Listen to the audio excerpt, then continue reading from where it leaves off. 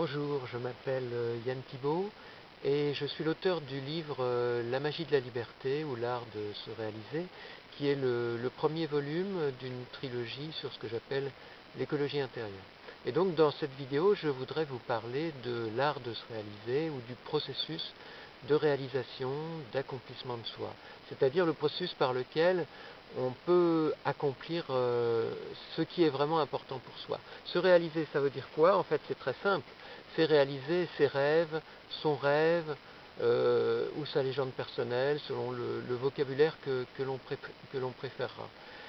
Parce que dans notre société, en fait, on évalue la réussite d'une personne essentiellement à des critères financiers. C'est-à-dire qu'on considère que quelqu'un s'est réalisé ou qu'il a réussi sa vie, comme on dit, à partir du moment où il a une belle maison, une belle voiture, etc., etc., un statut social valorisant. Alors qu'on peut très bien avoir apparemment une réussite financière et dans tous les domaines de l'existence et être profondément malheureux parce qu'on a tourné le dos à ses rêves, à ses valeurs, à ses aspirations fondamentales. Donc, se réaliser est quelque chose de, comment dire, c'est un rapport à soi. C'est à la fois un processus intérieur par lequel on vit une transformation et aussi un processus extérieur sur le plan professionnel, sur le plan conjugal, sur le plan matériel, par lequel on accumule des expériences qui vont opérer un processus de transformation et d'accomplissement. Donc seul nous-mêmes, seul soi-même peut déterminer quel est notre rêve, quelle est notre mission de vie, si tant est que nous ayons une mission de vie. Mais on peut se poser la question, pourquoi aurions-nous une mission de vie ou un but de vie? Pourquoi y aurait-il quelque chose que nous avons à faire sur Terre? Tout simplement parce que si on réalise ses rêves, au final, on se sent heureux, on se sent accompli, on est en accord avec soi-même, avec la vie, avec le monde. Et si on ne réalise pas ses rêves, si on les enterre, si on les oublie, si on veut tourner le dos à ce que l'on est vraiment, alors on sera malheureux, insatisfait, frustré, amer, quand bien même on aurait accumulé des fortunes et une apparente réussite matérielle. Donc, ce qui est important, c'est de rêver. Ce qui est important, c'est de rêver. Je ne parle pas des rêves de la nuit, je parle d'entrer en contact avec son intimité, son intériorité. Quels sont mes idéaux, quelles sont mes valeurs, qu'est-ce que j'ai envie comme existence? C'est ça la question essentielle et c'est la question qui permet de se réaliser. Je dirais comme première loi de ce que j'appelle donc le processus de réalisation ou l'art de se réaliser, nos rêves nous renseignent sur notre mission de vie, où nos rêves nous révèlent ce pourquoi nous sommes ici, ce que nous sommes venus faire sur Terre, ce pourquoi nous sommes faits. Donc c'est finalement extrêmement simple. Si on est en accord avec notre désir profond, notre désir fondamental, alors on va construire une vie, on va créer une vie qui en vaut la peine et qui nous rendra pleinement satisfaits. Et j'ajoute que les êtres qui se réalisent aident aussi les autres à se réaliser. Parce que, si vous voulez, ils se branchent sur un autre niveau de conscience, sur leur être spirituel, pourrait-on dire, et donc leur vie va être altruiste, leur vie va être positive, va être constructive, parce qu'ils se branchent sur leur être intérieur, et donc ils vont avoir une vision plus avancée, et on va trouver les êtres qui proposent des solutions alternatives, des modes de vie plus constructifs, plus écologiques, plus adéquats, plus intelligents, plus respectueux de la vie, de la planète et du corps social, sont les êtres qui se réalisent précisément. On peut même dire qu'il y a deux types d'êtres qui ne se réalisent pas. Ce sont d'une part ceux qui passent à côté de leurs rêves, qui ne croient pas en eux-mêmes, qui se conforment et qui ratent leur vie par manque de confiance en eux. Et puis d'autre part, les gens qui passent à côté de leurs rêves parce qu'ils accumulent une réussite, ils accumulent des capitaux, ils accumulent de l'argent, mais en faisant des activités parfaitement immorales et qui donc, même s'ils ont une apparente réussite, en réalité sont complètement en contradiction avec eux-mêmes.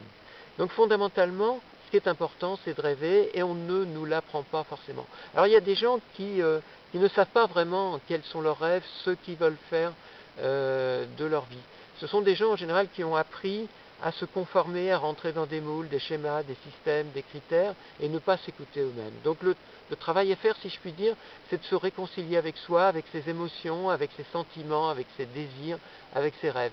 Et au fur et à mesure que l'on accepte ces émotions, y compris les émotions de colère, de peur, de tristesse, je parlerai dans une prochaine vidéo de l'art de l'alchimie intérieure, de la transmutation des émotions, à partir du moment où on laisse le feu intérieur se libérer, déborder, si je puis dire, alors on va être poussé par ce feu intérieur, cette envie, ce désir, et ça va nous mener et nous permettre de nous réaliser.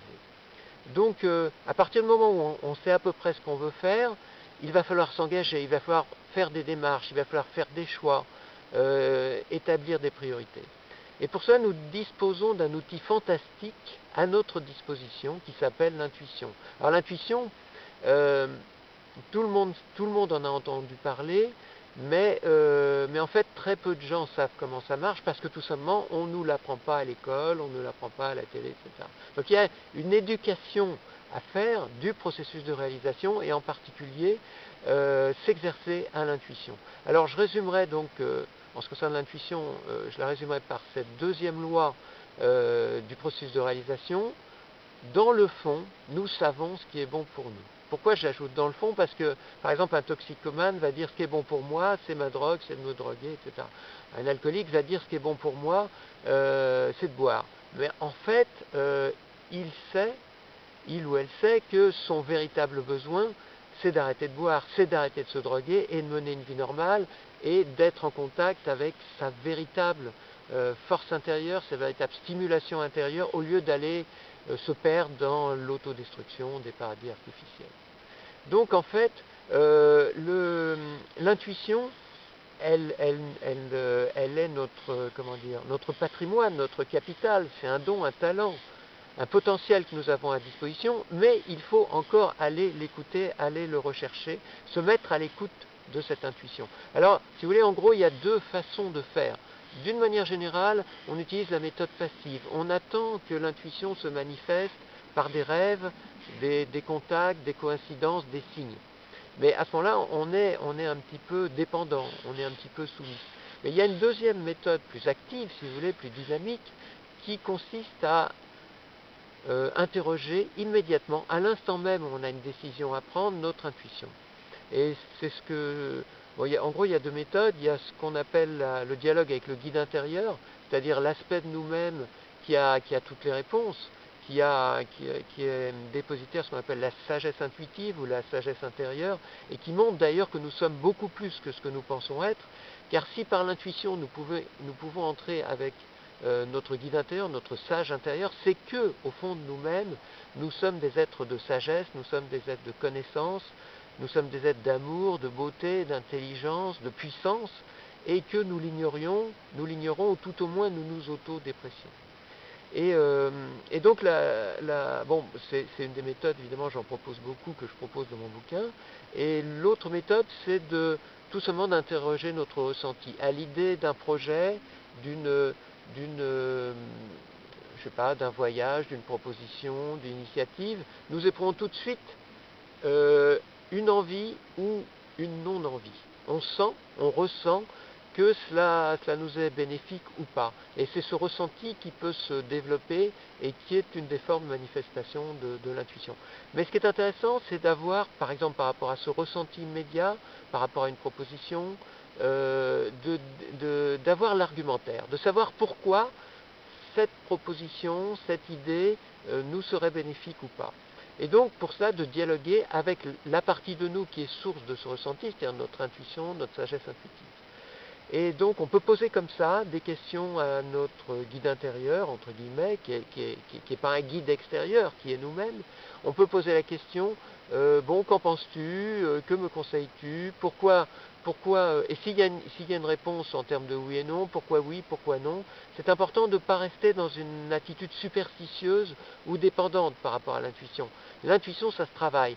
Je dirais qu'il s'agit d'un instrument intérieur à développer. Comme un musicien qui fait ses gammes, qui apprend à se servir d'un nouvel instrument, un violoniste qui apprend à se servir de son Stradivarius, nous avons à nous servir de notre Stradivarius intérieur, c'est-à-dire notre intuition, notre sagesse intuitive. Donc, lorsque nous avons une réponse intuitive, c'est important de creuser. Parce qu'il ne faut pas entrer, donc de poser des questions, oui, pourquoi, etc., d'approfondir. Il ne faut pas entrer dans une attitude de dépendance ou de superstition par rapport à l'intuition. Il faut toujours se servir corrélativement du raisonnement et de l'intuition, du mental rationnel qui est utile, et de l'imagination, du ressenti, de l'intuition. Il faut toujours allier les deux aspects. Donc, moi, par exemple, quand j'ai une réponse intuitive, je dis ah oui, mais pour quelle raison, etc.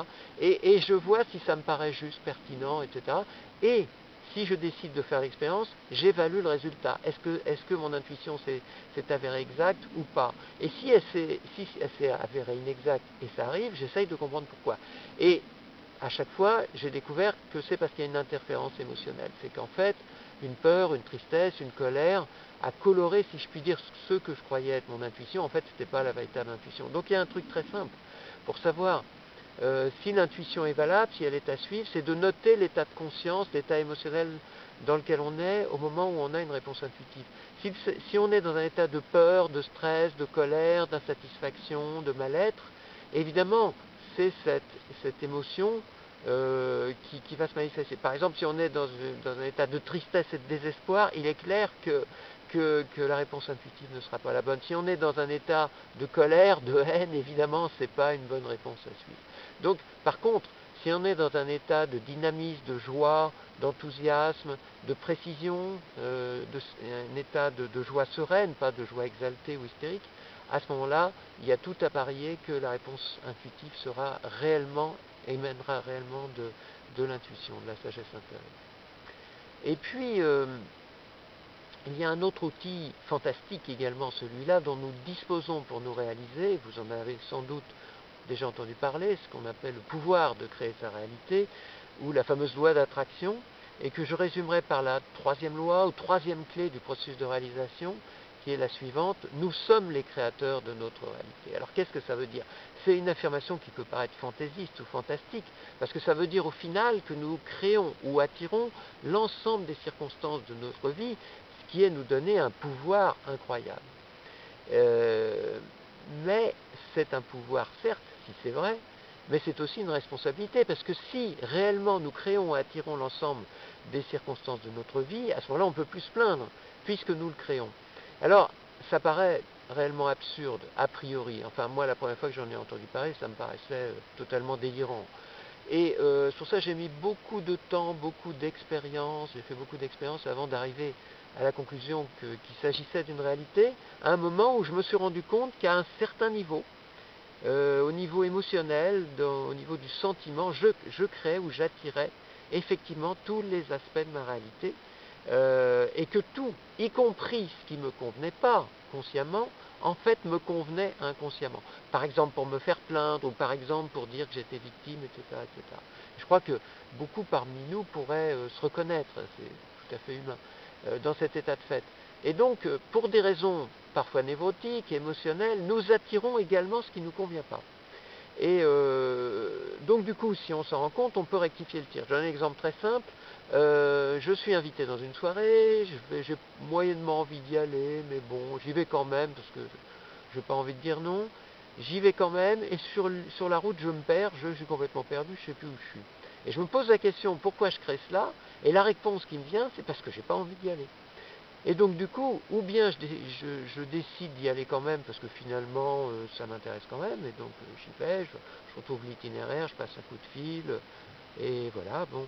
Ou bien je dis, oh bah finalement je vais suivre ma première envie, je ne vais pas y aller, à ce moment-là je téléphone, je m'excuse, voilà, je suis perdu, tout ça. Et donc du coup ça permet de prendre des décisions en toute connaissance de cause, en étant maître finalement de ces décisions.